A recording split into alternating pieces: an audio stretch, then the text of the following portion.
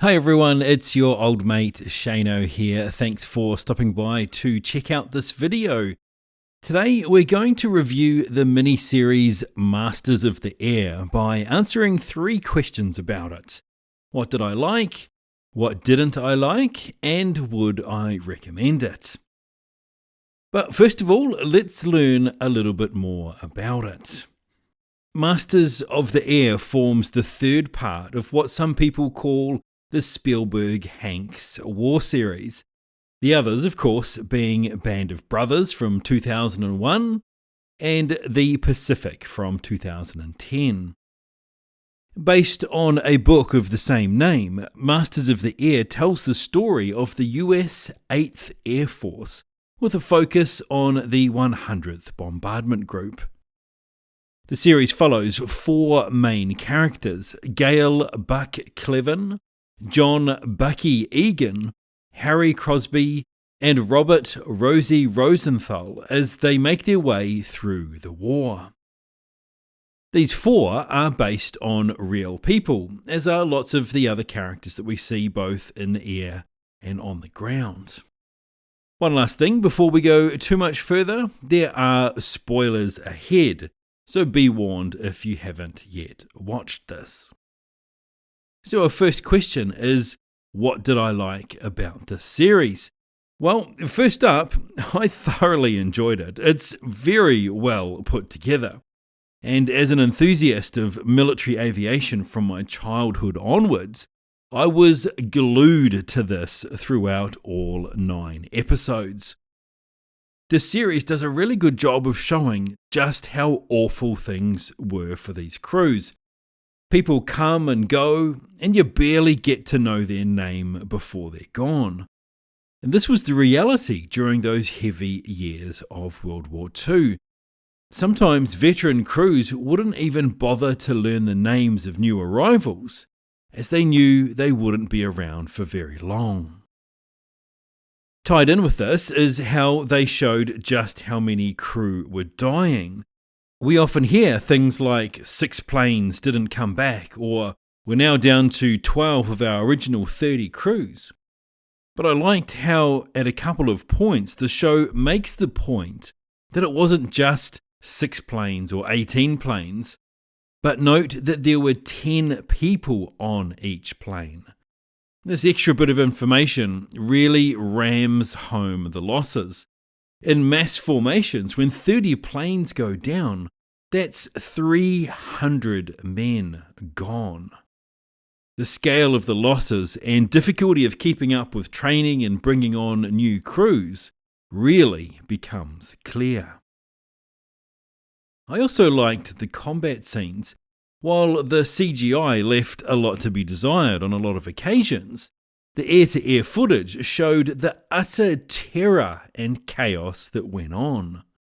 When the flak suddenly stops, there's a moment of rising tension where you know that means the enemy fighters are coming, and then they scream through in a hit-and-run attack. The bombers were so tightly formed up together that it was hard for the interceptors to miss with a spray of machine gun or cannon fire. Sometimes planes would explode, other times they would take incredible amounts of damage and somehow make it home. Survival often seemed like pure luck and fluke. There was also a couple of occasions where they showed what it was like inside a B-17 while it was spiraling down out of control and people were trying to bail out. I recall this from reading the Masters of the Air book, how the centrifugal force would stick you to the inside of the plane, making it nearly impossible to make your way to an exit. There's one scene in particular in the series that shows the horror of this, which was really well done. So moving on to our second question, what didn't I like about the series? I'll start with the CGI since I mentioned it briefly earlier. I still find it hard to believe that in 2024, somehow CGI on a show like this, with a massive budget, can look so ordinary. Of course, I get why they have to use it. There's only a handful of B-17s and P-51s that are airworthy today. But when they can't even get the physics looking realistic, it really took me out of some of the moments.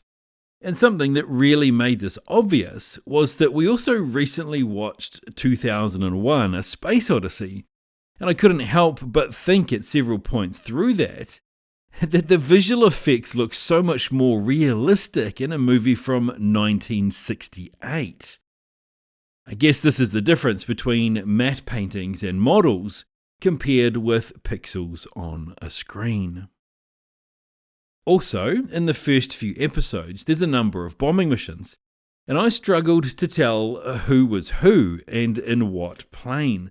The cuts are so fast, and the crews are all wearing oxygen masks, and while yes, it added to the chaos of combat, it still would have been nice to know who we were watching. One thing I loved seeing in the series was the Tuskegee Airmen. The Red Tails have an incredible story, but they just seemed to be weirdly shoehorned into this. They come into the timeline quite late, and in a show about the 100th Bomb Group, it seemed odd since they were based mostly in Italy, and as far as I'm aware, the 100th and the Tuskegees never actually flew together. In the end, I think it was a bit of a disservice to them. Instead of wedging them into this story, they should have their own series where their story is told. I would watch the heck out of that. Lastly, a couple of quick things. I didn't quite get the storyline of Crosby and Sandra Westgate. She's barely mentioned in Crosby's memoir. It adds nothing to the story of the 100th, and then in the end, they never close her story. She just disappears from the timeline. Again, I felt it was shoehorned in and took up valuable time that could have been spent expanding other, more closely related storylines. I also thought that, apart from Westgate, the portrayal of the British was that they were either assholes or inept. The RAF lost 85,000 pilots in World War II, more than the Americans, and I think they deserved a lot more respect than what they got in the series. And to finish off, why were there spoilers in the title sequence and in the episode thumbnails on Apple Plus? Thanks to that, there was no tension when we saw Clevin and then Egan get shot down. Why? Because there's Egan in a POW camp in the title sequence, and there they are together in the thumbnails. Whoever thought to do it that way should be run out of the business. So our last question is, would I recommend it? Well, that's an easy one. The answer is yes, absolutely. I would recommend watching it for sure. But go into it knowing that a lot of it is more inspired by a true story rather than based on a true story. If you're not familiar with the American side of the air war over Europe in World War II, then this provides a decent insight into what it was like without having to watch a documentary. If the Pacific was a 3 and Band of Brothers was a 5, then Masters of the Air would be a 4-star rating for me. It has good drama, tension and action, and even though it's far from perfect, it's well worth checking out.